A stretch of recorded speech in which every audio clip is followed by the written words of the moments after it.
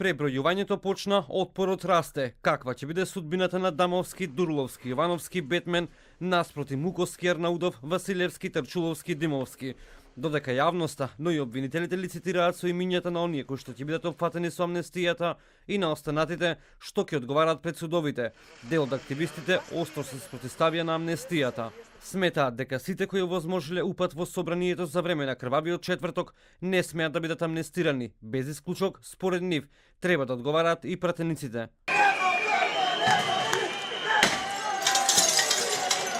Ова беше мотото за време на шарената револуција која беше масовно поддржана од демократската и прогресивна младина пред речиси 3 години. Сега, дел од тие активисти, особено оние кои се во владата, не сакаат да ја коментираат моменталната политичка состојба.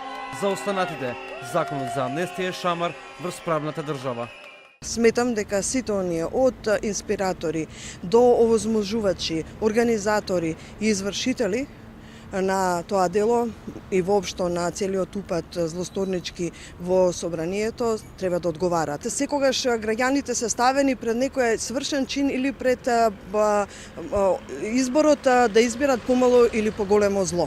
Во овој случај амнестијата ни се продава како влог за европска и НАТО иднина на Република Македонија. Обвинителката Вилма Рускоска за време на гостувањето во емисијата 360 степени на Алсат телевизија изјави дека првично ако се гледа текстот на законот за организаторите на протестите за заедничка Македонија не би требало да има амнестија. Од овој закон јасно е дека се амнестирани, например, пратениците, двајцата обвинети од кабинетот на председателот поранешен, односно председавачот во тоа време со собранието Трајко Велјановски, според това како е сега законот.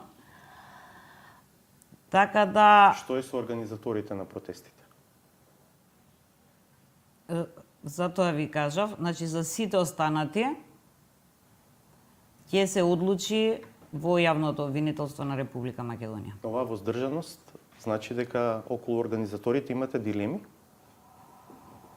Па јас, например, немам, а не знам што ќе кажат колегите во Републичкото обвинителство. Мислите дека треба да останат обвинети? Јас лично мислам да. Согласно законот, амнестијата нема да ги опфати организаторите, лицата кои извршиле физичко насилство, кои носеле оружје, како и службени лица кои ги пречекориле службените овластувања. Согласно одредбите на законот, обвинетите имаат рок од 5 дена за поднесување барање за амнестија, а кривичниот суд и јавното обвинителство исто така во рок од 5 дена треба да одговарат дали подносителите ќе бидат амнестирани или не.